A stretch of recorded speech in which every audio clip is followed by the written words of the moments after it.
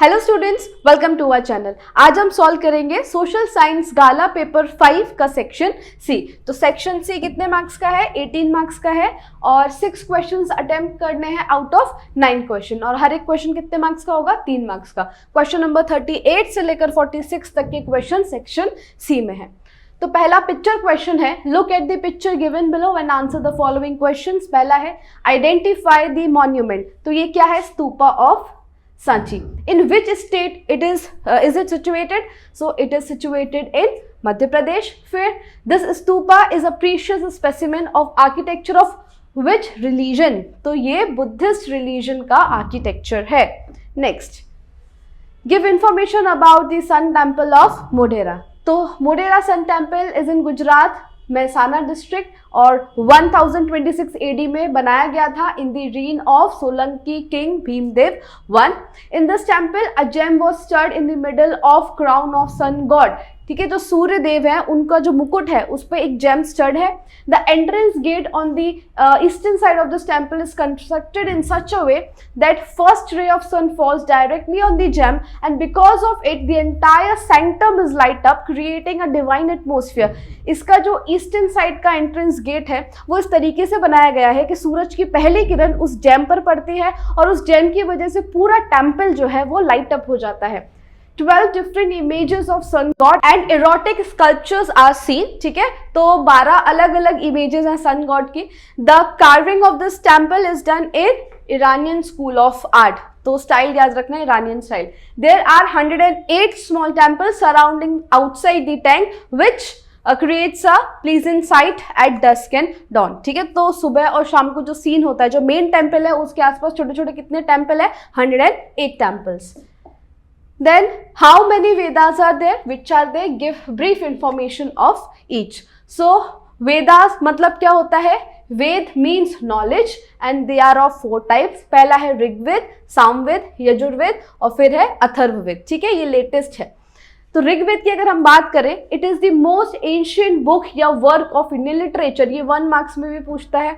ठीक है, which is the most ancient book of Indian literature. तो ऋग्वेद, इसमें कितने वर्सेस है? 1028 1028 वर्सेस हैं and it is wonderful work divided into how many divisions? 10 divisions. और ज़्यादातर जो वर्सेस हैं वो प्रेयर्स ही हैं और ऐसी प्रेयर्स जो यज्ञ के टाइम पर पढ़ी जाती हैं। This work describes political, social and religious matter of Aryans. तो ऋग्वेद में किसके बारे में बताया गया है? आर्यंस की पॉलिटिकल, सोशल और रिलीजियस लाइफ कैसे हुआ करती थी। ठीक है, और आर्यंस कौन है? वो लोग जो सप्त सिंधु में रहते थे। क्लियर? फिर दूसरा है सामवेद। 1 मार्क्स में क्या पूछता है? Gangotri of music. Which Veda is known as Gangotri of music. So 3 other Vedas were also compose after Rigveda और one of them is Samaveda, जो कि compose to focus on process of recitation of verses. जो वर्सेस ऋग्वेद में है उसको किस तरीके से पढ़ा जाए, इसलिए सामवेद को कहा जाता है गंगोत्री ऑफ म्यूजिक, क्योंकि ये रेसिटेशन ऑफ वर्सेस के ऊपर है। फिर तीसरा आता है Yajurveda. It is called a ved of yajna. It is compose in both the form, prose भी है और वर्स भी, यानी कि पोयम और वर्स दोनों के फॉर्म में है। This describes the hymns recited at time of yajna. यज्ञ के टाइम पर जो मंत्र पढ़े जाते हैं वो है the religious practices and rituals. फिर आता है Atharvaveda which describes various types of rituals और संस्कार। ठीक है, तो ये सब मेंशन है अथर्ववेद में। ये लेटेस्ट वेद है और सबसे पुराना कौन सा है? ऋग्वेद।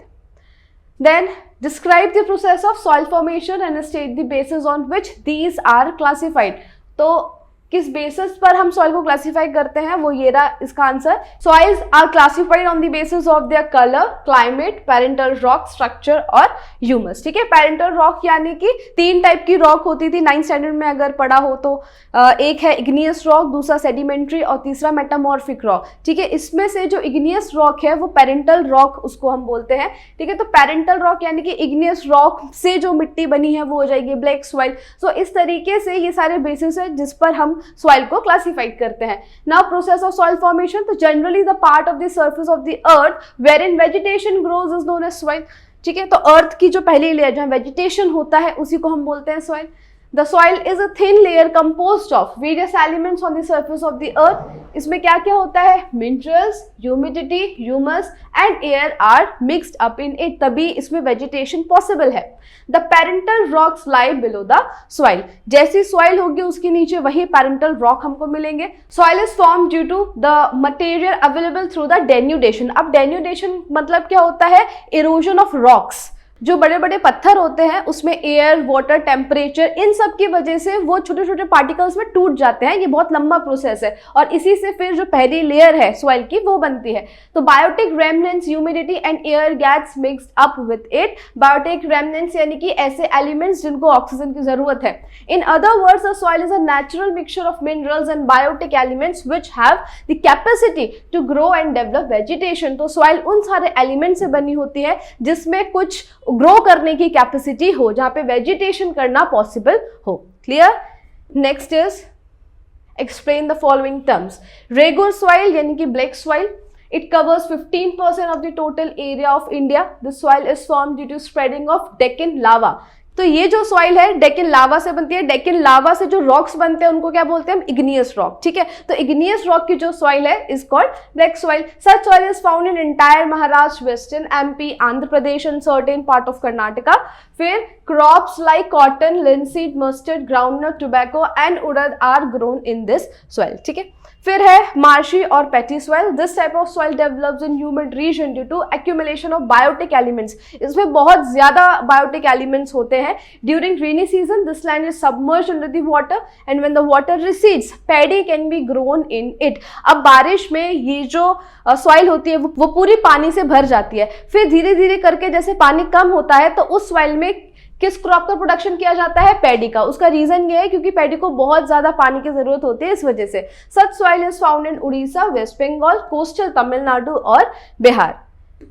फिर तीसरा है desert soil. This type of soil is seen in the area where climate is arid and semi arid. Arid मतलब कि ड्राई एटमोस्फेयर होता है, वहां पर डेजर्ट सॉइल मिलेगी। The soil is sandy and infertile, इसलिए ज्यादा वेजिटेशन नहीं होता है, सिर्फ थॉर्नी वेजिटेशन होता है, कांटे वाले पेड़ जो होते हैं ना वो। It contains more dissolved minerals. फिर Rajasthan, Gujarat, Haryana, southern Punjab have this type of soil. With irrigation facilities, crop like millet and jowar can be cultivated in this. अगर इरिगेशन फैसिलिटी है तो हम ये सारी क्रॉप्स यहाँ पर ग्रो कर सकते हैं, अदरवाइज सिर्फ थॉर्नी वेजिटेशन के अलावा कोई दूसरा ऑप्शन नहीं है। Next is what is globalization? What measures have been undertaken to facilitate globalization? So globalization is a process of connecting one country's economy with the world economy. ठीक है, एक कंट्री की इकोनॉमी को पूरी दुनिया की इकोनॉमी से जोड़ना, इसको क्या बोलते हैं, globalisation. As a result of globalisation, तो ग्लोबलाइजेशन की वजह से गुड्स और सर्विसेज का फ्लो यानी कि उनका एक्सचेंज, टेक्नोलॉजी का एक्सचेंज और लेबर का एक्सचेंज आज इजीली होता है। क्वेश्चन में पूछा है कि what measures have been undertaken to facilitate globalization, तो यहाँ पे वही है कि improvements have taken place due to globalization। ये आया, उसकी वजह से क्या क्या पॉजिटिव इफेक्ट आए उसके। So obstacles of trade between two nation have been removed. दो नेशन के बीच में ट्रेड के लिए रिलेटेड जितने भी ऑब्स्टिकल्स आते थे उसको हटा दिया गया। Such a condition have been created so that capital exchange can easily take place between two nation. Capital exchange यानी लोन ग्रांट करना, ठीक है, तो कैपिटल एक्सचेंज जो है वो इजी कर दिया गया। Obstacles in way of exchange of technology, goods and services तो ठीक है, लेकिन टेक्नोलॉजी इतनी आसानी से एक्सचेंज नहीं की जाती थी, लेकिन अब उसमें भी जो ऑब्स्टिकल आते थे वो हटा दिए। फ्री एक्सचेंज ऑफ लेबर में be there among different nations of the world, यानी कि जो सिटीजन्स हैं, जो लोग हैं, वो एक कंट्री से दूसरी कंट्री अर्न करने के लिए और फर्दर ग्रोथ के लिए जा सकते हैं, जिसको हम बोलते हैं exchange of labour.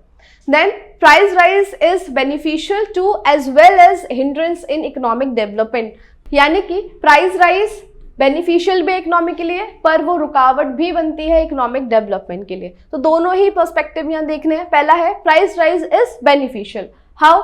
So moderate price rise along with economic stability is beneficial to economic development. Moderate यानी कि अगर थोड़ा बहुत प्राइस राइज है और हमारी इकोनॉमी भी स्टेबल है तो वो प्राइस राइज हमारे इकोनॉमिक डेवलपमेंट के लिए अच्छा है। उसका रीजन क्या है कि increase in price of the manufactured goods means increase in profit. ठीक है, जब प्रॉफिट इंक्रीज होगा तो लोग ज्यादा से ज्यादा कैपिटल इन्वेस्टमेंट करेंगे, नए नए यूनिट्स, इंडस्ट्रीज, नए वेंचर्स खोलेंगे, जिसकी वजह से क्या होगा, new production units create more employment. Employment, लोगों को ज़्यादा एम्प्लॉयमेंट मिलेगा, वर्कर्स की सैलरी बढ़ेगी तो उनका जो परचेसिंग पावर कैपेसिटी है वो इंक्रीज होगा और स्टैंडर्ड ऑफ लिविंग भी इंप्रूव होगा। तो in this way price rise give momentum to industrialisation and industrialisation serves as engine of economic development. थोड़ा सा प्राइस राइज जो है वो इंडस्ट्रियलाइजेशन को एनकरेज करती है, जिसकी वजह से हमारा इकोनॉमिक डेवलपमेंट भी होता है। लेकिन अगर ये प्राइस राइज कंट्रोल से बाहर चला जाए फिर ये हिंड्रेंस बन जाता है इकोनॉमी के लिए। So it result in the fall in the value of money and purchasing power. अगर प्राइस राइज कंट्रोल नहीं किया गया तो हमारी करेंसी की जो वैल्यू है वो कम होती जाएगी और लोगों की परचेजिंग पावर भी कम होती जाएगी। The high prices of goods and services are beyond the reach of common people. तो कॉमन पीपल बेसिक नीड्स भी पूरी नहीं कर पा रहे हैं, तो सबसे ज्यादा सफर कौन करेगा फिर? मिडिल क्लास और poor. High volatility in economy encourages the entrepreneurs from launching new ventures। ठीक है, नए नए वेंचर्स या यूनिट्स लोग खोलने से कतराएंगे क्योंकि उनको रिस्क दिख रहा है इकोनॉमी में। The entrepreneurs prefer production of luxury goods. फिर क्या होगा? ज्यादातर लग्जरी गुड्स का ही प्रोडक्शन होगा, बेसिक कमोडिटीज का प्रोडक्शन नहीं होगा, तो मार्केट में सप्लाई कम हो जाएगा और डिमांड तो उतना ही है। ठीक है, तो जब सप्लाई डिमांड को मीट नहीं कर पाता है तो प्राइस और राइज हो जाता है। The scarcity of essential goods leads to hoarding and black marketing. और जब एसेंशियल गुड्स की कमी हो जाएगी तो क्या कैसी एक्टिविटीज चालू हो जाएंगी? होर्डिंग और black marketing. Economy loses its momentum due to chaos created by hyper inflation. और इसी वजह से पूरी इकोनॉमी डिस्टर्ब हो जाती है and this way price rise is a hindrance in economic development. ठीक है, तो अगर कंट्रोल में है प्राइस राइज तो अच्छा है, otherwise it is not. Next is explain the role of public distribution system in controlling price rise. PDS, one of the steps to control price rise in is public distribution system which has been established implemented in India since 1977। इसका objective क्या था कि जो below poverty line people हैं या जो लोग इतने पुअर हैं कि वो अपनी बेसिक नीड्स भी पूरी नहीं कर पा रहे हैं, उनको सारी एसेंशियल कमोडिटीज प्रोवाइड करना एट रीजनेबल प्राइस। और किसके थ्रू करेंगे ये? फेयर प्राइस शॉप के through. Today approximately 4.92 lakh fair price shops are there. Prices at these shops are less in comparison to the prices in open market. Open market में जो same commodities का price चल रहा है, यहाँ पर उसका प्राइस काफी कम रहता है। Government page the difference. Market में जो प्राइस चल रहा है और उस कमोडिटी का जो फेयर प्राइस शॉप्स में प्राइस है, उसका जो डिफरेंस है वो कौन पे करता है? गवर्नमेंट। लेट्स से कोई कमोडिटी मार्केट पे 100 रुपीज की है, ठीक है, वो फेयर प्राइस शॉप्स में 60 रुपीज की मिल रही है, तो डिफरेंस कितना है? 40। तो जो 40 रुपीज है वो कौन पे कर रहा है? गवर्नमेंट, जिसको हम क्या बोलते हैं? Subsidy. So government pays the difference between the original price and the rate of items at fair price shop. This amount is called subsidy.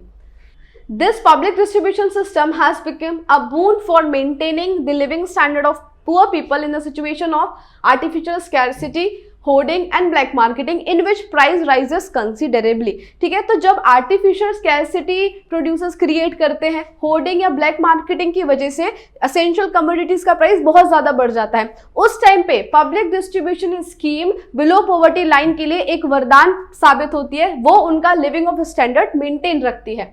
The success of this system is mainly dependent on the setting up of effective administration mechanism for the availability and distribution of the required quantity of essential commodities and the honesty and the nature of shopkeeper। Government कितनी भी schemes बना ले पर उसका अगर management सही नहीं है तो वो बेनिफिट एक्चुअल लोगों तक पहुंच ही नहीं सकता है। तो इस पूरी स्कीम का सक्सेस होना डिपेंड करता है पूरा एडमिनिस्ट्रेशन मैकेनिज्म पर। Clear? Next question, What is women empowerment? What are the obstacles or difficulties in its path? So women empowerment is a movement that aims to create a world where women have equal access to opportunity and resources and can make their own choices and decisions. Women empowerment का मतलब होता है एक ऐसा environment create करना women के लिए ताकि वो उनको इक्वल अपॉर्चुनिटी मिले, ठीक है, इक्वल रिसोर्सेज का एक्सेस मिले और वो अपने डिसीजन खुद ले सके। लेकिन इस पाथ में जो हिंड्रेंस है वो क्या क्या है? तो सबसे पहला gender based violence. This includes domestic abuse, sexual harassment and human trafficking. फिर आता है unequal access to education and health care. This can lead to limit career prospects and health outcomes. अगर पढ़ाया नहीं जाएगा वुमेन्स को तो फिर वो आगे कैसे बढ़ पाएंगी? तो यहाँ पे यही है, अनइक्वल एक्सेस टू एजुकेशन। फिर आता है इकोनॉमिक इनइक्वालिटी एंड जेंडर पे गैप। अगर पोस्ट सेम है तो फिर सैलरी क्यों अलग अलग दी जा रही है, ठीक है। मैन और वुमेन का अगर काम इक्वल है तो पे भी इक्वल होना चाहिए। So women often face wage disparities and limited economic opportunity, ठीक है। फिर है social norms and cultural practices, harmful practices such as child marriage, female infanticide, dowry system etcetera, इन सारी चीजों की वजह से। फिर lack of women in leadership, women are under represented in leadership position which can hinder policy formation, जैसे कि parliament में हार्डली 12.2% ही फीमेल्स हैं, तो यानी कि लीडरशिप में उनका जो कंट्रीब्यूशन है वो इतना नहीं दिख पाता है। Work place discrimination and inequalities, women are less likely to participate in the labour force than man, जितने भी लोग हैं जो डेवलपमेंट प्रोसेस में कंट्रीब्यूट कर रहे हैं उसमें से विमेन का जो कंट्रीब्यूशन है वो काफी कम है, ठीक है, due to many of this reasons. So these are the obstacles in the way of women empowerment. यहाँ पर हमारा सेक्शन सी काला पेपर 5 का कंप्लीट होता है। आई होप आपको समझ में आया होगा। अगर आपको इसका सॉल्यूशन चाहिए तो वो हमारी ऐप यूजीटी पर आपको पीडीएफ के फॉर्म में मिल जाएगा। ऐप की लिंक डिस्क्रिप्शन में मेंशन है। अगर आपको वीडियो पसंद आया हो, do like, share and subscribe our channel. Thank you.